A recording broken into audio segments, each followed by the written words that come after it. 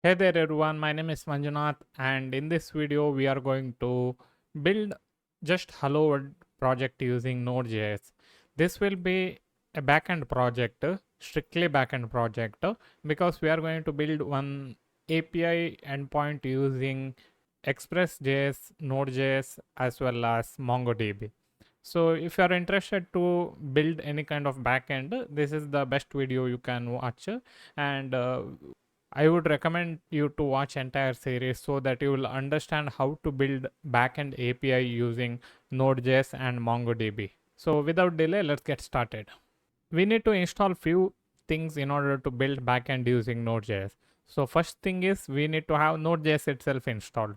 If you have it already installed, then no problem. You can use whatever the version you are using. But if you are not having it, then just go to nodejs.org and download a LTS version, whichever the LTS available. That time, just download that particular version. Then I'll be using Visual Studio Code in this particular thing. It's a free editor by Microsoft, so you just have to go to code.visualstudio.com and you need to install it. Just click next. It's not a big difficult to install this particular editor.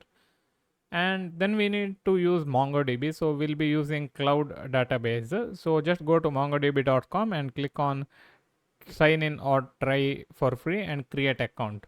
We'll be seeing how to use it in upcoming videos, but at the moment just go ahead and just sign in using MongoDB database. And now we need to create one project folder. Always remember, whenever you are like starting with any kind of coding project, you need to create a project folder. So it might be any kind of directory in your computer. Just go ahead and create one folder, and inside that we are going to create a project folder. We are going to name it as a Node.js website, or we'll call it as my Node.js website. You can name it whatever the name you want to name. It's usually the project name, but I'll keep it as my Node.js website. And now we need to open it in Visual Studio Code. Opening it in Visual Studio Code is very easy. You just have to right click. If you are using Windows 10, then you will get it in this menu only. If you are using Windows 11, just like how I am using, you just have to click on show more and open with the code. It's going to open up one project folder in Visual Studio Code. Then we need to open up integrated terminal. So you can click on this particular thing and you can click new terminal. It will open up one terminal in this particular panel. So now we need to type some of the Node.js command. Let's just make sure whether Node.js is installed or not properly. Just type node dash dash version. It's going to print whatever the version which is installed in my system. In yours, it might show whatever the Node.js version is installed. That may be 16.17 or maybe 19. Whichever the LTS version you have downloaded, just you will see that particular version number printed here. Then we need to see whether another package is also installed. npm dash dash version. It's going to print whatever the version npm is having. Just like how we have installed Node, with this particular package, it will install npm also. So you don't have to install it by downloading it somewhere else. So it will just print whatever the version it needs to have. In our project, there is no such requirement that it needs to be specifically this version only. Use latest version, that would be best. So once that is done, we need to create one Node.js project. Yes, I know we have created one folder that is my Node.js website, but our Node.js project doesn't know that this is our Node.js project. So in order to create one Node.js project, you just have to type npm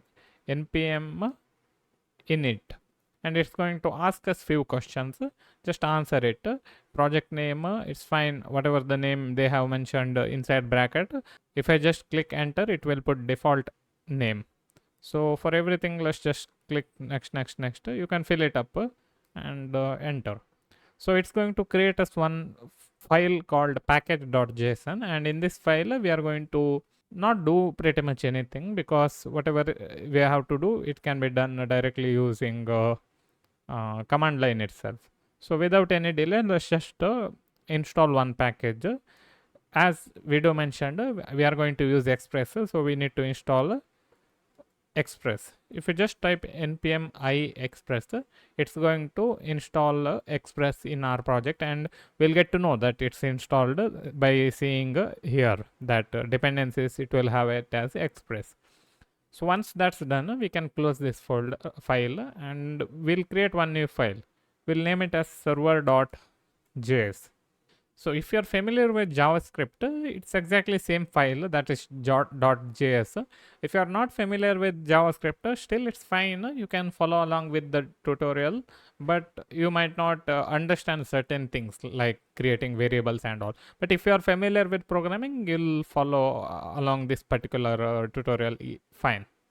So let me just create one variable, that is one constant variable we are going to create. We'll name it as express, and we are going to set it to whatever the file which we have imported, that is express, meaning whichever the file which we have installed right now, we are going to import that particular thing into express. And we have to now create our app using which we can get all kind of connections, and we can start our server, that is Node.js server. We'll set this particular app to this particular express by running. If we type this bracket, that means we are actually running that particular express function, and we are going to use whatever that function is, whatever the function which ran using this particular app variable. So without any delay, let's just create one server quickly. So app.listen is going to make us listen on certain port. So usually we are going to listen on port 3000. By going to website, we can go to localhost colon 3000, then we'll be able to use our application. That's pretty much standard in any kind of web development if you have done it before.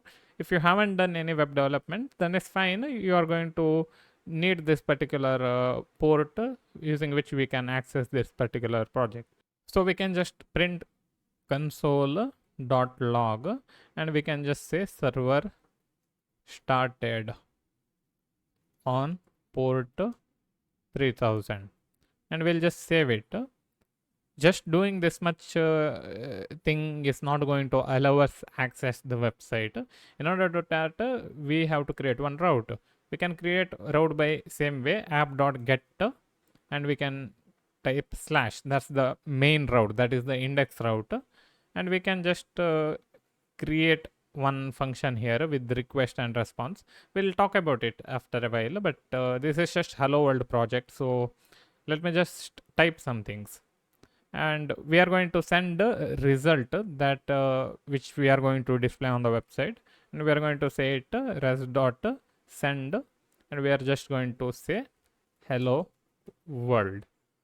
So request is something which from website it will come to the server. Res is something which we are going to send from server to the website.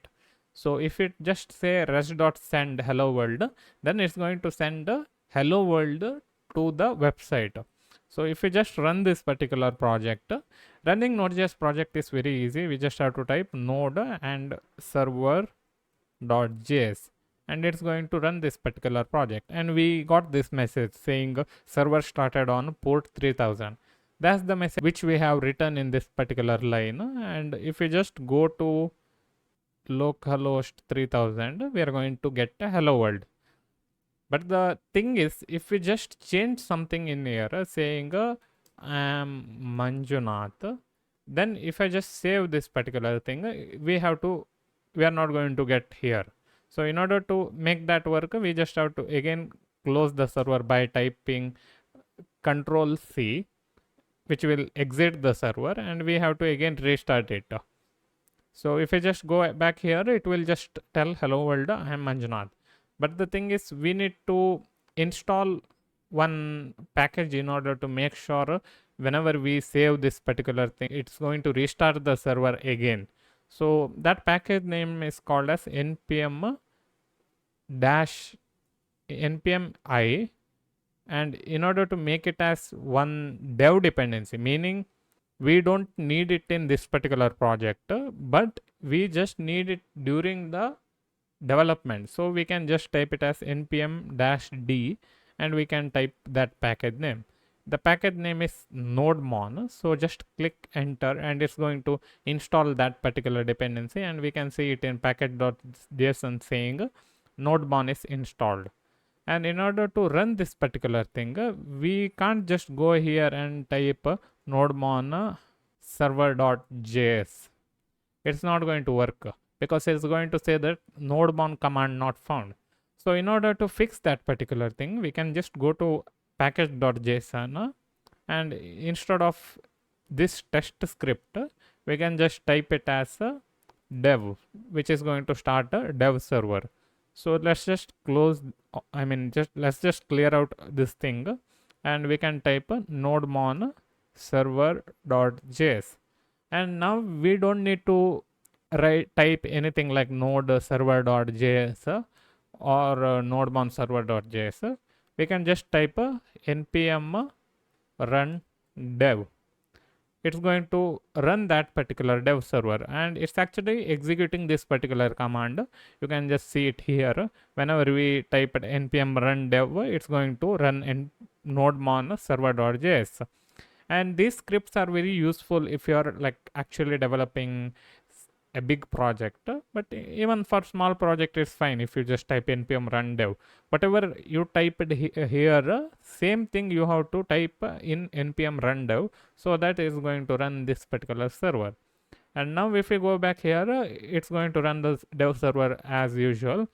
But if I go here and change it to I am wonderful, then if I just save it, it's going to refresh, and if we just refresh here, it's going to work here. We don't have to restart the server like how we were restarting it before. That's it for this video, guys, and I'll see you in next video. Bye bye.